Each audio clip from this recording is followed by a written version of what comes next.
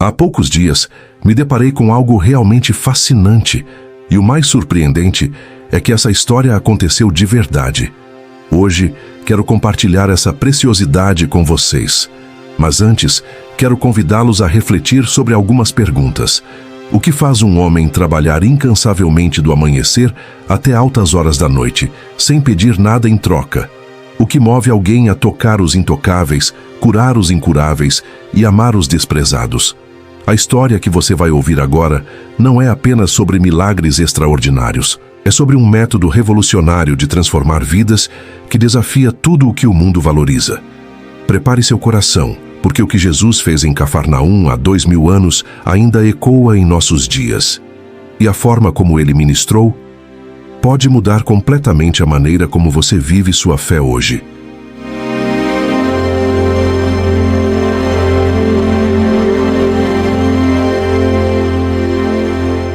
No lar do pescador, em Cafarnaum, a mãe da esposa de Pedro estava enferma com muita febre e rogaram a Jesus por ela.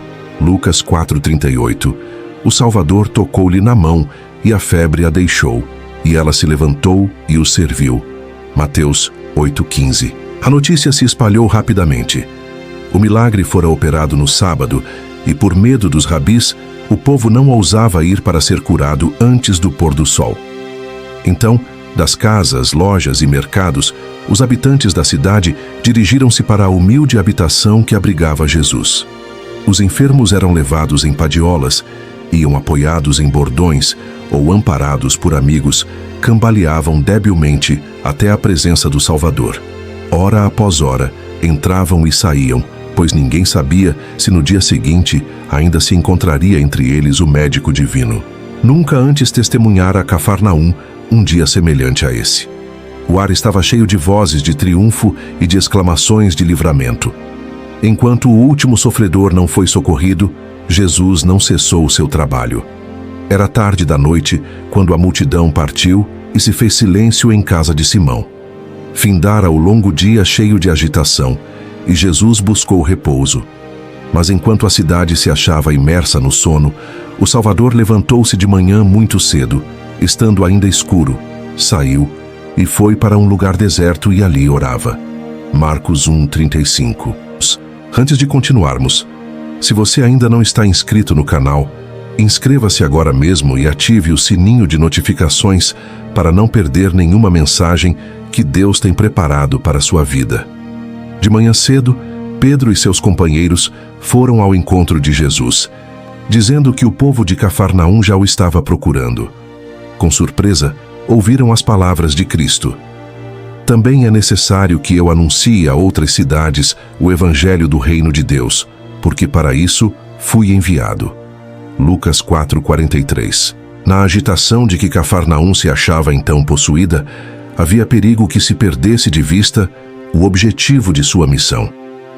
Jesus não se satisfazia em atrair a atenção para si mesmo unicamente como um operador de maravilhas, ou alguém que curasse as doenças do corpo. Queria atrair as pessoas a si como seu Salvador. O povo estava ansioso de crer que ele viera como rei para estabelecer um reino terrestre, mas ele lhes desejava desviar a mente do terreno para o espiritual. Um êxito meramente mundano lhe estorvaria a obra. E a admiração da descuidosa massa era chocante ao seu espírito. Nenhum egoísmo tinha parte em sua vida. A homenagem prestada pelo mundo à posição, à riqueza ou ao talento era coisa estranha ao Filho do Homem. Jesus não se servia de nenhum dos meios que os homens empregam para conseguir a lealdade ou atrair homenagem. Séculos antes de seu nascimento, fora profetizado a seu respeito: não clamará, não se exaltará, nem fará ouvir a sua voz na praça. A cana trilhada não quebrará, nem apagará o pavio que fumega. Em verdade produzirá o juízo. Isaías 42:2 e 3. Os fariseus procuravam distinção por meio de seu escrupuloso cerimonialismo e pela ostentação de seu culto e suas caridades. Provavam o zelo que tinham pela religião, tornando-a objeto de discussões. As disputas entre as seitas oponentes eram ruidosas e longas, e não raro se ouvia nas ruas o som de irritadas questões entre doutores da lei. Em notável contraste com tudo isso estava a vida de Jesus. Nessa vida, não se via nunca ruidosa discussão, nem ostentoso culto, nem atos que visassem a aplausos. Cristo estava escondido em Deus, e Deus era revelado no caráter de seu Filho. Era essa revelação que Jesus desejava dirigir à mente do povo. O sol da justiça não irrompia sobre o mundo em esplendor, para deslumbrar os sentidos com sua glória. Está escrito de Cristo: como a alva será a sua saída. Calma e suavemente rompe a luz matinal sobre a terra, dissipando as trevas e despertando o mundo para a vida. Assim, surgiu o sol da justiça, trazendo salvação debaixo das suas asas. Malaquias 4:2. Neste ponto da mensagem, pare e reflita. Como você tem ministrado às pessoas ao seu redor? Tem sido através da ostentação e do barulho, ou através da mansidão e do amor genuíno que transforma vidas? Da prisão de Herodes, onde em decepção e perplexidade quanto à obra do Salvador vigiava e esperava, João Batista enviou 2 de seus discípulos a Jesus com a mensagem: És tu aquele que havia de vir ou esperamos outro? Mateus 11:3. O Salvador não respondeu imediatamente à pergunta dos discípulos. Enquanto ali ficavam maravilhados de seu silêncio, os doentes iam chegando aos seus pés. A voz do poderoso operador de curas penetrava nos ouvidos surdos. Uma palavra, um toque de sua mão, abria os olhos cegos para a contemplação da luz do dia, das cenas da natureza, do rosto dos amigos e de seu libertador. Sua voz chegava aos ouvidos do moribundo e eles se erguiam com saúde e vigor. Paralisados, possessos, lhe obedeciam a palavra, abandonava-os à loucura e lhe rendiam culto. Os pobres camponeses e os trabalhadores, evitados pelos rabis como imundos, reuniam-se ao seu redor, e ele lhes falava as palavras da vida eterna. Assim se passou o dia, os discípulos de João vendo e ouvindo tudo. Afinal, Jesus os chamou a si, e pediu-lhes que fossem e dissessem a João o que tinham visto e ouvido, acrescentando: Bem-aventurado é aquele que se não escandalizar em mim. Os discípulos levaram a mensagem e foi suficiente. João relembrou a profecia relativa ao Messias. O Senhor me ungiu para pregar boas novas aos mansos, enviou-me a restaurar os contritos de coração, a proclamar liberdade aos cativos e a abertura de prisão aos presos, a apregoar o ano aceitável do Senhor, a consolar todos os tristes. Isaías 61, 1 e 2. Jesus de Nazaré era o prometido. A prova de sua divindade se revelava em seu ministério às necessidades da sofredora humanidade. Sua glória se manifestava em sua condescendência para com o nosso estado decaído. Se esta mensagem está tocando seu coração, deixe seu like agora. Escreva nos comentários a cidade de onde você está assistindo para que eu possa orar por você e sua família. Compartilhe este vídeo nos grupos de WhatsApp da sua igreja, com seus amigos e familiares, para que mais vidas sejam alcançadas por esta palavra transformadora. As obras de Cristo não somente atestavam ser Ele o Messias, como indicavam a maneira por que se havia de estabelecer seu reino. Foi revelada a João a mesma verdade que se demonstrou a Elias no deserto, quando houve um grande e forte vento que fendia os montes e quebrava as penhas diante da face do Senhor. Porém o Senhor não estava no vento.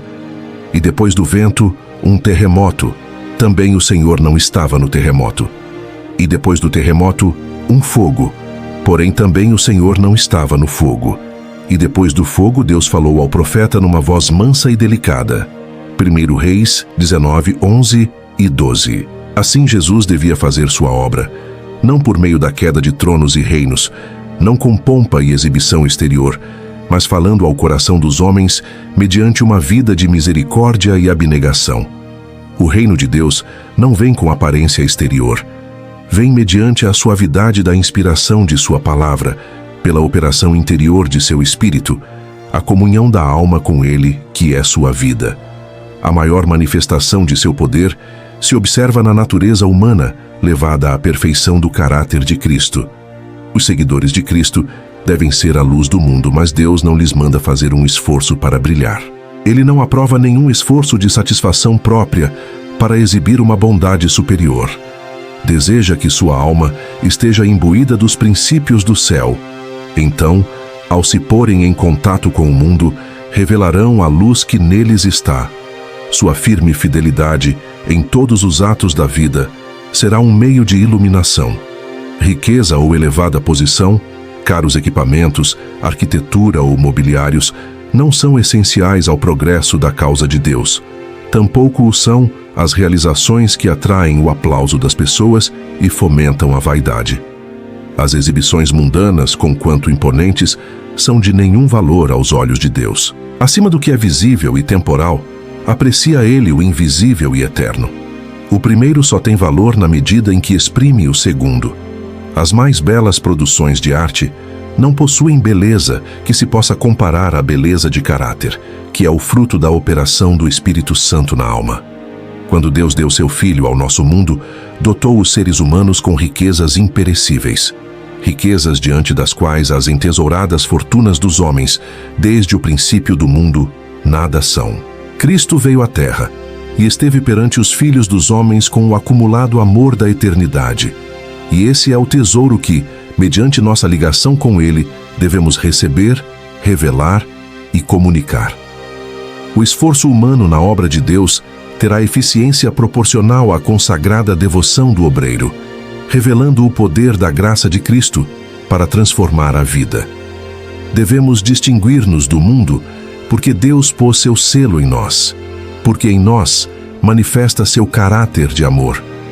Nosso Redentor nos cobre com sua justiça. Ao escolher homens e mulheres para seu serviço, Deus não indaga se eles possuem riquezas mundanas, saber ou eloquência. Pergunta: andam eles em tanta humildade que lhes possa ensinar o meu caminho? Posso pôr em seus lábios as minhas palavras? Representar-me-ão. Deus pode usar cada pessoa exatamente na proporção em que pode introduzir-lhe seu espírito no templo da alma. O trabalho que ele aceita é aquele que lhe reflete a imagem. Seus seguidores devem levar, como credenciais perante o mundo, as indeléveis características de seus princípios imortais. E assim chegamos ao final desta mensagem poderosa sobre o ministério de Jesus.